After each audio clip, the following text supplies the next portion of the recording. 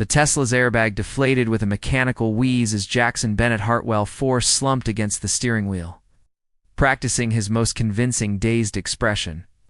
Around him, Manhattan traffic had ground to a halt, horns blaring in symphonic chaos as concerned pedestrians rushed toward his strategically damaged vehicle. Sir, are you okay?" A construction worker in a fluorescent vest tapped frantically on his window. Jackson blinked slowly, letting confusion cloud his features. "I don't know what happened. Where am I?" 20 minutes earlier, he'd been speeding toward the most important family meeting of his life, one that would chain him to Margaret Petton and her Harvard MBA for the rest of his natural existence. Now, surrounded by the acrid smell of deployed airbags and the distant wail of approaching sirens, he felt the first taste of freedom in months. The paramedics arrived with practiced efficiency, their hands gentle but thorough as they extracted him from the wreckage. Jackson caught his reflection in a shard of broken mirror, pleased to see authentic scrapes decorating his face, method acting at its finest. "What's your name, sir?" The paramedic's penlight pierced his vision like a tiny interrogation beam. Jackson stared back with manufactured blankness. I can't remember anything." Mount Sinai Hospital's emergency wing buzzed with controlled chaos. Jackson, now wearing a hospital gown that made him look appropriately vulnerable, watched through his room's small window as his mother gestured wildly at a doctor. Patricia Hartwell's Chanel suit gleamed under the fluorescent lights like armor, her voice carrying through the glass barrier. He absolutely must recover his memory. There's a wedding to plan. Dr. Sarah Chen entered his room with a frown creasing her brow, his chart clutched in her hands. "Mr. Hartwell, this is highly unusual. Your scans show no significant brain trauma, yet you're exhibiting complete retrograde amnesia." Jackson had spent the last hour researching amnesia symptoms on his phone whenever the nurses weren't looking. "Nothing feels familiar, doctor. Know how to speak, I understand things, but everything else is blank. The woman outside claims to be your mother, but we need to be careful with amnesia patients. Sometimes familiar faces can overwhelm and actually impede recovery." Jackson nodded earnestly. "She seems intense. I'm not ready for that kind of pressure. What you need is a gentle, supportive environment. Someone close to you who can help trigger positive memories without overwhelming you." That's when she burst through the door like a hurricane in SCRUBS. Emma Rodriguez moved with the controlled urgency of someone accustomed to life-or-death situations. Her dark hair escaped from a messy ponytail, brown eyes wide with what appeared to be genuine concern. She rushed to his bedside, taking his hand in both of hers with a familiarity that sent unexpected warmth shooting up his arm. "Jackson, I came as soon as I heard." Her voice carried the slight rasp of someone who'd been crying. "Baby, it's me, Emma, your wife." Jackson stared at this beautiful stranger, genuinely speechless for the first time in years. Her palms were warm and slightly calloused against his, working hands that spoke of a life lived far from his world of manicured socialites. Dr. Chen's eyebrows rose. "There's no record of Mr. Hartwell being married." Emma's eyes filled with tears. "That looked remarkably authentic. We eloped 6 months ago." Jackson wanted to keep it quiet because of his family's business situation. "We were planning to announce it after everything settled." She gestured helplessly at his bandaged head. "You're my wife?" The words felt foreign on Jackson's tongue. Emma squeezed his hand, and he was surprised by how right it felt. "Emma Rodriguez Hartwell. I'm a trauma nurse at Bellevue. I understand what you're dealing with here, doctor. Jackson needs familiar, safe surroundings to recover. Our apartment in Brooklyn, that's where he belongs." Through the window, Jackson watched his mother's face turn an alarming shade of purple. Dr. Chen looked between them thoughtfully. "Mrs. Hartwell, if you're indeed his spouse, you would be his primary medical decision-maker. A quiet home environment might be exactly what he needs." Emma turned to Jackson, her expression softening in a way that made his chest tighten. "Do you want to come home with me? I know you don't remember, but I promise I'll take care of you. I'll help you remember who you are, who we are together." Jackson stared into her intelligent eyes, seeing kindness and something else that made his pulse quicken. a spark of mischief that told him this woman was far more than she appeared. Yes, he heard himself say, I want to go home with you. Yes. They passed his mother in the hallway. Emma leaned down and whispered in his ear, her breath warm against his skin. Just play along, rich boy. We'll figure out the details later. Jackson smiled for the first time in weeks. This was either the biggest mistake of his life or the most brilliant escape plan ever conceived. Either way, it was about to get very interesting. Emma's fifth-floor Brooklyn walk-up was nothing like Jackson had expected. The cozy space overflowed with mismatched furniture, medical textbooks stacked everywhere, and the lingering aroma of coffee mingling with something that smelled suspiciously, like burned toast. Photographs covered one wall in an eclectic collage of faces and moments Jackson didn't recognize, but somehow envied. Home sweet home, Emma announced, dropping her keys into a ceramic bowl shaped like a stethoscope.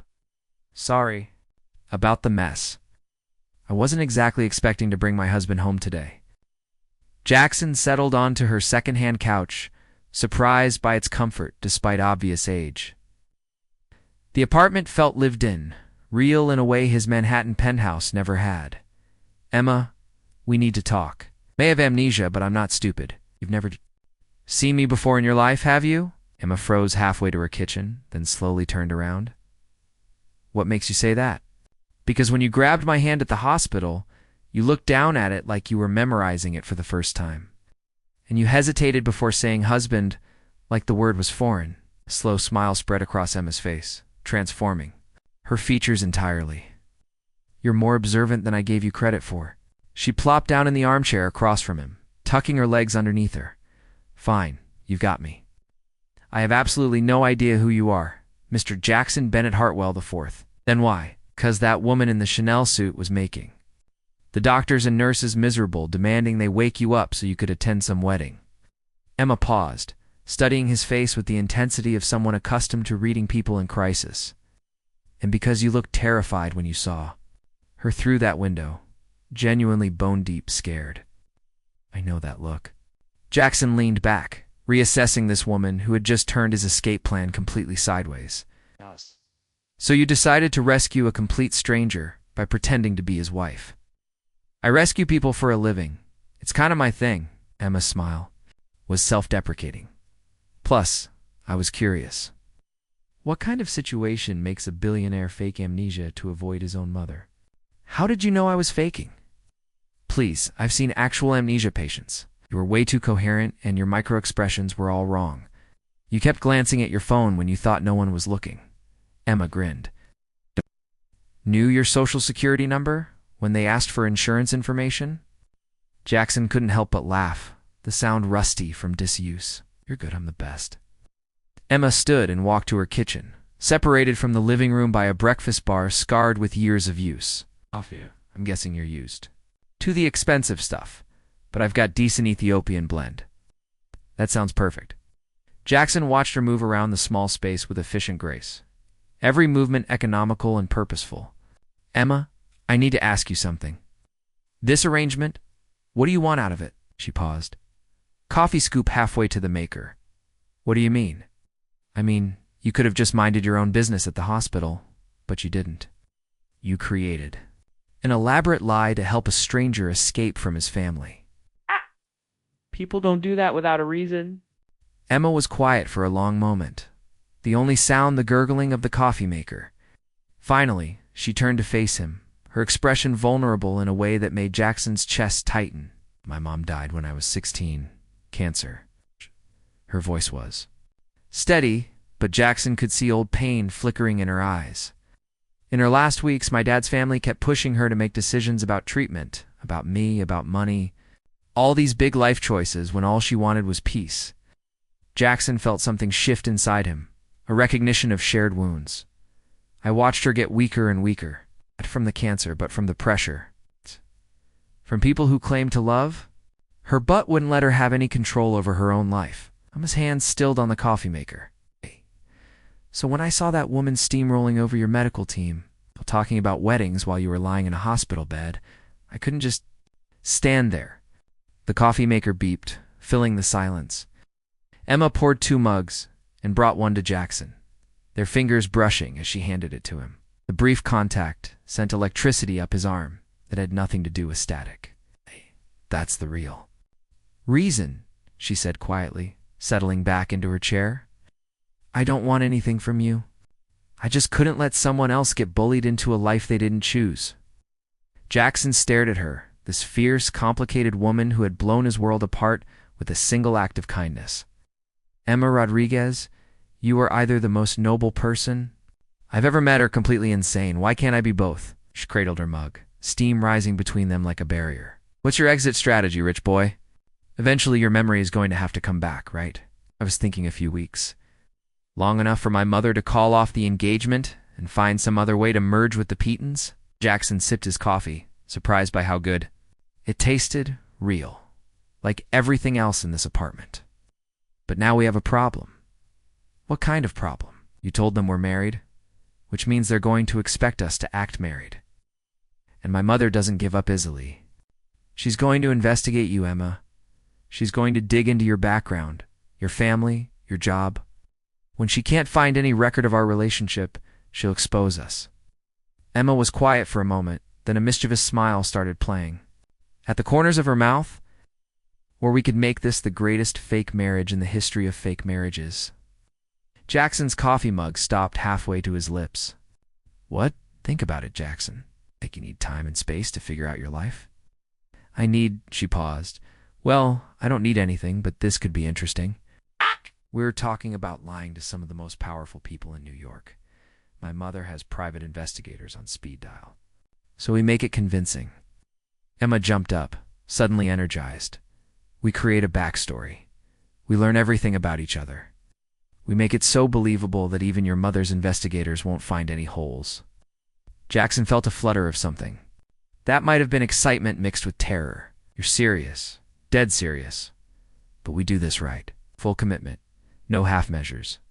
Emma extended her hand, and Jackson noticed the slight tremor in her fingers that betrayed her nerves. What do you say, husband? Ready to build a fake life together? Jackson looked at her outstretched hand, then up at her face, animated with mischief and determination and something else he couldn't quite name. 6 hours ago, his biggest problem had been avoiding a boring society wedding. Now he was contemplating an elaborate deception with a woman who made him feel more alive in one afternoon than he had in years. He took her hand, her skin warm and slightly rough against his palm. Let's do it. Emma's grin was brilliant, transforming her entire face. Excellent. First order of business, you need to learn how we met. And Jackson, the story I'm about to tell you is going to be completely ridiculous. Outside, the Brooklyn evening was settling in, and somewhere in Manhattan, Patricia Hartwell was probably having her lawyers run background checks. But in this small apartment filled with medical textbooks and mismatched furniture, Jackson felt safer than he had in years. This was either going to be the best decision of his life or the most spectacular disaster he'd ever been part of. He was betting on both. Jackson woke to the sound of Emma singing off-key in the shower and the scent of actual breakfast cooking.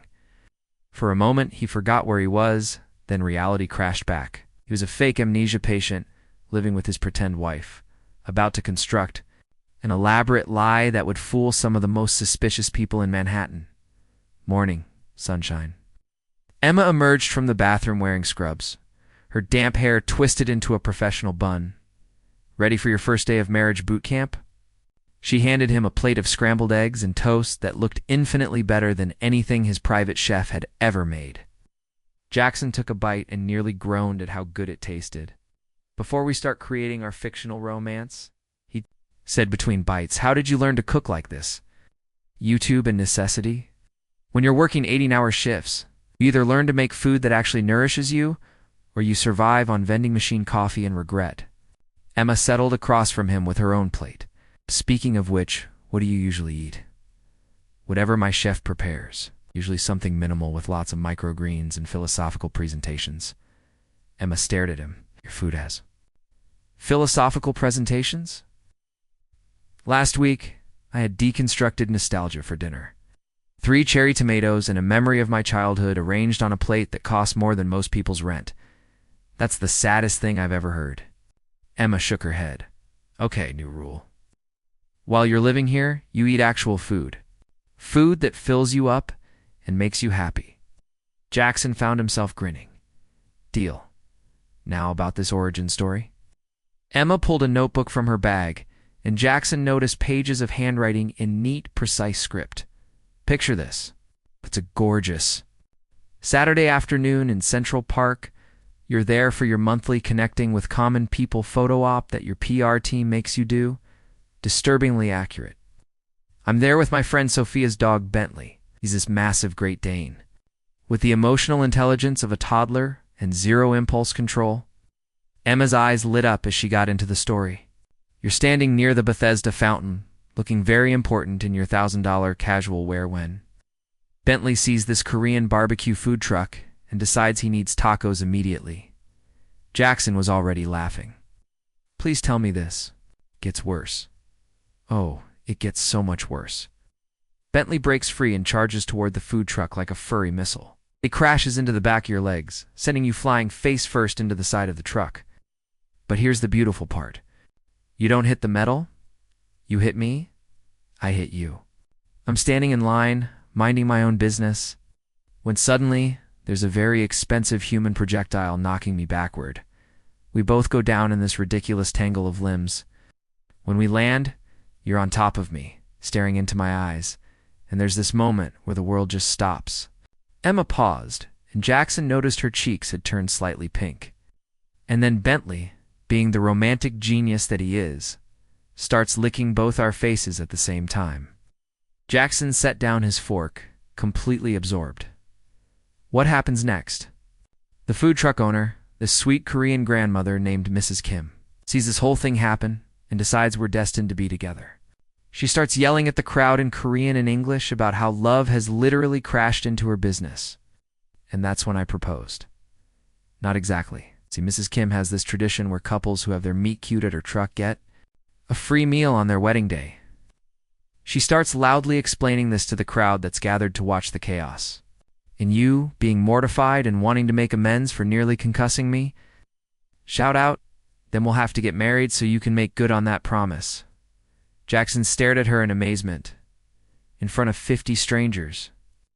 In front of 50 strangers, while covered in Bentley drool and Korean barbecue sauce, Emma was fully animated now, gesturing wildly. The crowd starts cheering. Mrs. Kim starts crying happy tears. And I'm standing there thinking, either this guy is completely insane, or this is the most romantic thing that's ever happened to me. And what did you say? I said, well, I guess we better make sure Mrs. Kim has enough kimchi for the reception. Emma's voice got softer, and then you laughed. This real, genuine laugh that made your whole face change, and I thought maybe crazy isn't always a bad thing. The story hung in the air between them, and Jackson found himself wishing parts of it were true. The image of Emma laughing while covered in barbecue sauce.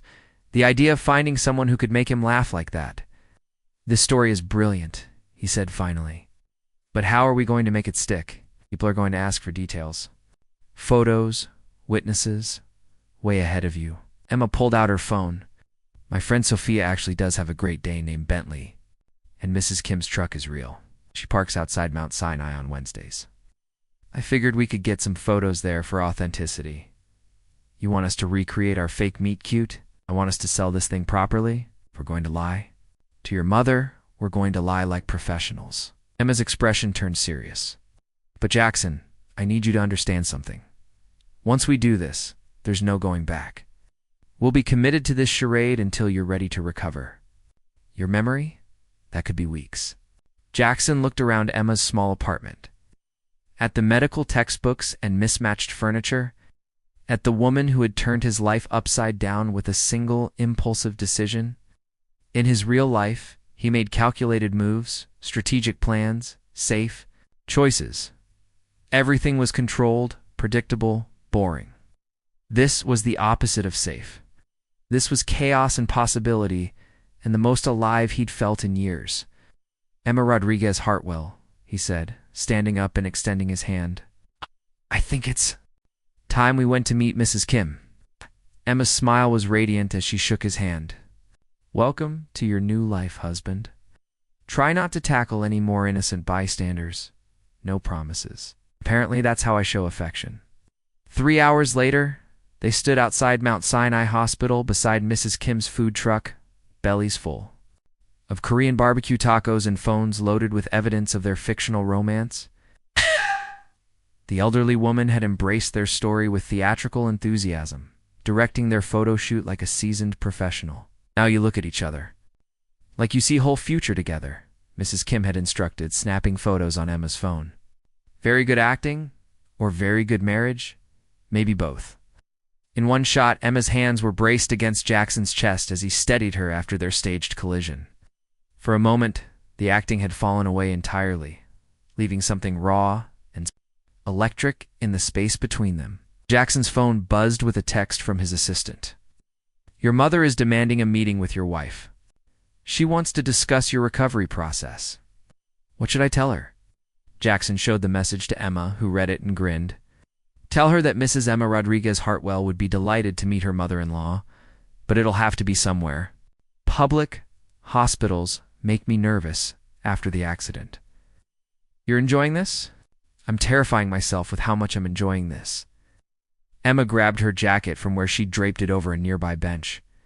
Come on, fake husband. It's time for you to learn everything about Manhattan elite society. I'm going to convince.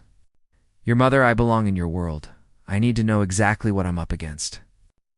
As they walked through the city streets, Jackson found himself studying Emma's profile, the determined set of her jaw, the way she moved with purpose through the crowds.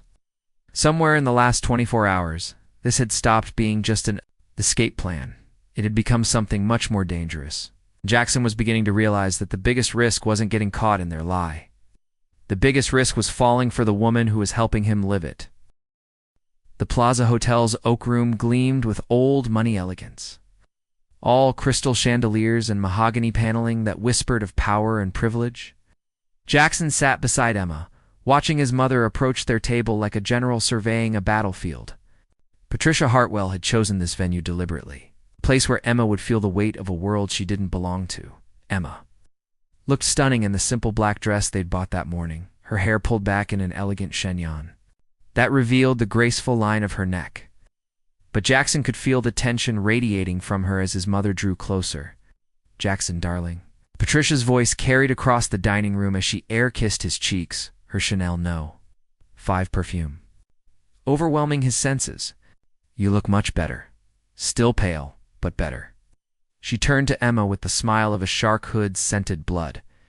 And you must be the mysterious wife I've heard so much about, Mrs. Hartwell. Emma rose gracefully, extending her hand. It's wonderful to finally meet you. Jackson's told me so much about you. Patricia's handshake lingered a moment too long, her eyes cataloging everything from Emma's manicured nails to the small scar on her left wrist. How fascinating. Jackson's never mentioned you to me at all. Jackson felt Emma stiffen beside him, but her smile never wavered.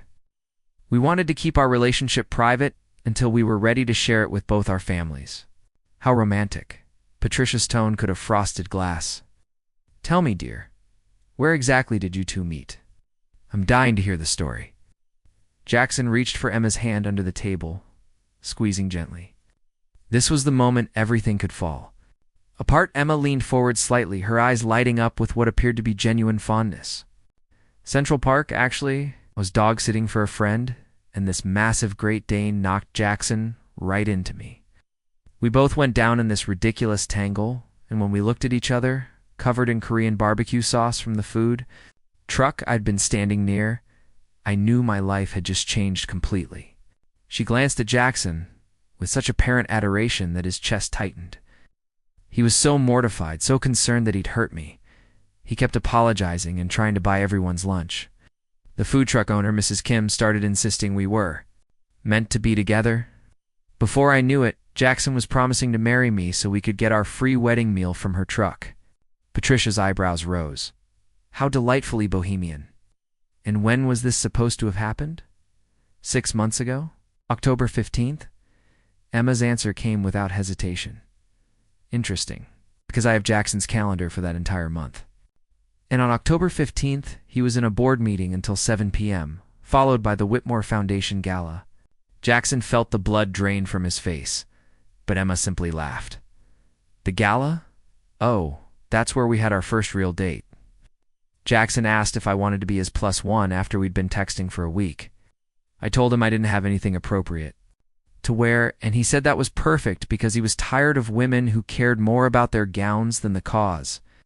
She turned to Jackson with another one of those looks that made his heart race. Do you remember? You said I was the most beautiful woman there in my borrowed dress and drugstore makeup.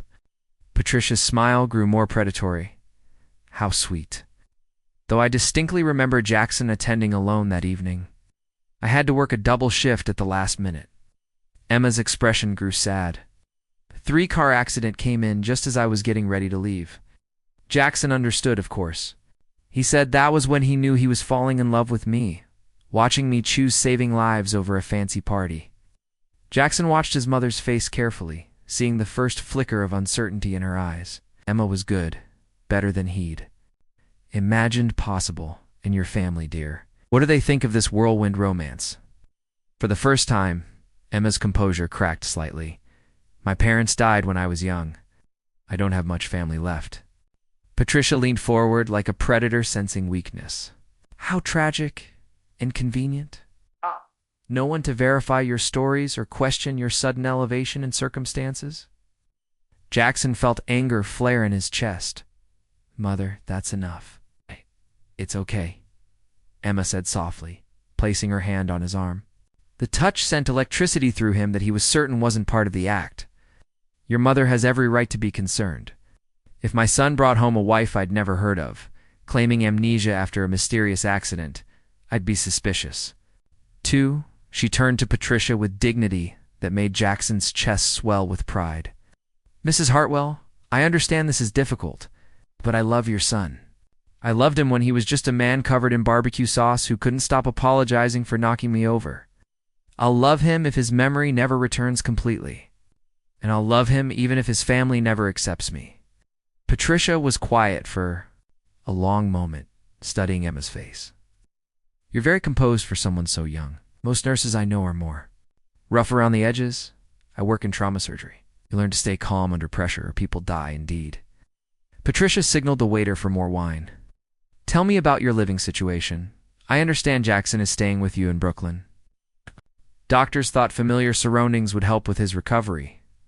Our apartment isn't much, but it's home. How cozy. Your job? Surely you're not still working while caring for an amnesia patient. Emma's jaw tightened almost imperceptibly.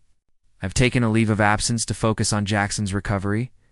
Fortunately, we've been careful with money. We don't need much to be happy. Patricia's laugh was like breaking glass. How wonderfully naive. Jackson's used to a certain standard of living, dear. Private jets, 5-star restaurants, homes in the Hamptons. Do you really think love will be enough when he realizes what he's given up? Jackson felt Emma's hand tremble in his, and something protective and fierce rose in his chest. Mother, stop. It's a fair question, darling. After all, once your memory returns, you'll remember everything you've temporarily forgotten. Responsibilities, your engagement to Margaret Petton, the life you're supposed to be living. Emma went very still beside him. Engagement? Patricia's smile was triumphant. Dear, didn't he mention? Before his accident, Jackson was engaged to be married, to a woman much more suitable to his station. The wedding was supposed to be next month. Jackson watched Emma's face go pale, saw the hurt flash in her eyes before she carefully masked it. In that moment, he realized with crystal clarity that Emma's feelings had become as real as his own. I see, Emma said quietly. Well, I suppose that changes things. She stood gracefully, her composure intact, despite the devastation Jackson could read in her eyes. Mrs. Hartwell, thank you for lunch. I think I should give you and Jackson some time to discuss his ... situation. Emma, wait. For her arm, but she stepped back. No, it's fine. I understand now. Her smile was heartbreaking in its fragility. I hope you get your memory back soon, Jackson. And I hope you'll be very happy with Miss Petton. She walked away with her head held high, leaving Jackson staring after her with his heart racing and his mother looking satisfied. Well, Patricia, said, settling back in her chair. That went better than expected. Now shall we discuss getting you back to your real life? But Jackson wasn't listening. He was watching Emma disappear through the hotel lobby, and for the first time in his privileged existence, he understood what it meant to lose something that mattered. The performance was over. The question was which parts had been real, and whether he'd just thrown away the best thing that had ever happened to him for the sake of a lie that no longer served any purpose. He stood abruptly. "Excuse me, Mother. I've somewhere I need." "To be, Jackson, where are you going? We haven't finished discussing your recovery." But Jackson was already walking away, chasing after the only real thing in his carefully constructed world of deceptions. He just prayed he wasn't too late. Jackson found Emma on the Brooklyn Bridge, her silhouette starked against the Manhattan skyline. She stood at the railing, still wearing the black dress they'd bought together, her hair whipping in the evening wind. Ow. The city lights reflected off, the East River below, creating a shimmering path between two worlds. "I thought I might find you here," he said softly, approaching slowly. Emma didn't turn around. "You remember this place?" "No, but you mentioned it yesterday when you were telling me about your favorite spots in the city. You said you came here when you needed to think." She laughed, but there was no humor in it. "Funny how well you listened for someone with amnesia." Jackson moved to stand beside her at the railing, close enough to feel the warmth radiating from her skin. "Emma, about what my mother said. ... double quotes, which part? The part about your engagement, or the part about me being a convenient nobody who doesn't belong in your world?" The pain in her voice cut through him like a blade. "The engagement isn't real. It was arranged. A business merger, disguised as a marriage. I've never even kissed Margaret Petton." Emma finally turned to look at him, her eyes bright with unshed tears. "But you were supposed to marry her before your convenient accident." "Yes, and now? What happens when your memory magically returns? Do you go back to your real life and pretend these weeks never happened?" Jackson gripped the railing, his knuckles white. "I don't know." "You don't know?" Emma's voice was flat. "Well, let me make it easier for you. I'm done, Jackson. This game, this lie, whatever this is between us, I'm done." She started to walk away, but Jackson caught her arm. "Emma, wait, please, why?" "So you can tell me more lies? So we can pretend a little longer that this is real? Because it is real?" The words came out raw, desperate. "Emma, look at me." "Yes." She stopped but didn't turn around. Jackson moved to face her, his hands gentle on her shoulders. "My name is Jackson Bennett Hartwell IV. I'm 32 years old, heir to a business empire I never wanted, and up until a week ago I was the most miserable man in Manhattan." His voice was steady now, certain. "I staged that accident to avoid marrying a woman I don't love, to escape a life that was suffocating me. But everything that's happened since I met you, everything I've felt that's been real." Emma's eyes searched his face. Ow. "How do I know you're not just saying what I want to hear?" "Because I'm terrified," Jackson admitted. "For the first time in my life, I'm absolutely terrified. I've spent 32 years in complete control, making calculated decisions, playing it safe, and then you walked into that hospital room and turned everything upside down." He cupped her face in his hands, his thumbs brushing away the tears she'd been fighting. "I've never lived in a 5-floor walk-up or eaten breakfast that wasn't arranged on a plate by someone paid to impress me. I've never had someone rescue me just because they couldn't stand to see another person bullied. I've never felt like myself until I was pretending to be your husband." Emma's breath caught. "Jackson, I love you," he said, the words falling. Between them, like a bridge across the chasm of their different worlds. "Love how you sing off-key in the shower and burn toast and take notes like you're studying for the most important exam of your life. I love that you have calloused hands from saving people, and that you see right through every lie I tell, except the one that matters most." "What lie is that?" "That any of this was fake for me." His forehead touched hers. "Emma, from the moment you took my hand in that hospital room, nothing about the way I felt was pretend." Emma was quiet for a long moment, her hands resting against his chest. Jackson could feel his heart hammering against his ribs, could smell her shampoo and the faint antiseptic scent that clung to her skin from years of hospital work. "Your mother was right about one thing," she said finally. "We're from different worlds. Your Manhattan penthouses and private jets. I'm Brooklyn walk-ups and student loan debt." What happens when the novelty wears off? Then we figure it out together. Jackson's voice was fierce with certainty. Emma, I don't want my old life back. I don't want the arranged marriage or the business obligations or the suffocating expectations. I want this messy, complicated, real thing we've built together. Even if it means giving up everything you've known, especially then. He smiled, and for the first time in weeks, it reached his eyes.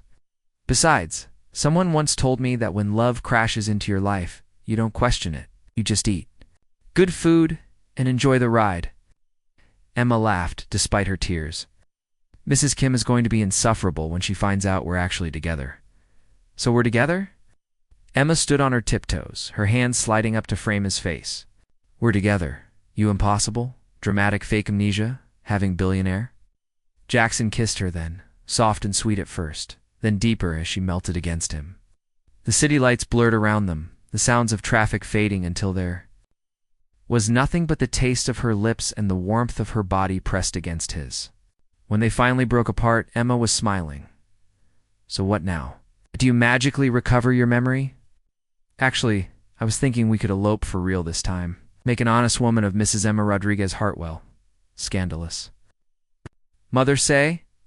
Jackson grinned. I honestly don't care. But I have a feeling she's going to love you once she gets past her shock. Patricia Hartwell respects strength, and you, my brave, beautiful, completely insane wife, have more strength than anyone I've ever known? They walked back toward Brooklyn hand in hand, their future uncertain, but their hearts sure. Behind them, Manhattan glittered like a promise they no longer needed to keep. Ahead lay Emma's small apartment with its mismatched furniture and burnt toast, and Jackson had never been more eager to go home. 3 months later, they stood in Mrs. Kim's food truck lot, surrounded by an unlikely mix of UN nurses and society matrons, saying real vows that mattered. Patricia Hartwell, resplendent in Valentino and dabbing at her eyes with a monogrammed handkerchief, had surprised everyone by embracing Emma like the daughter she'd never had. You saved him, she'd whispered during their first real conversation. Not from the accident. From a life that was killing him slowly. Emma had squeezed her hand. We saved each other. As Jackson slipped a simple gold band onto Emma's finger, placing the costume jewelry they'd bought as props, he thought about the accident that had brought them together. He'd staged it to escape one life, never imagining he'd find another one worth living. The Reverend pronounced them husband and wife, and when Jackson kissed his bride, the crowd erupted in cheers. Mrs. Kim wept openly, pressing free tacos into everyone's hands and declaring it the most romantic wedding she'd ever catered. Later, as they danced to music from a borrowed speaker in the parking lot, Emma whispered in Jackson's ear, no regrets about giving up the penthouse.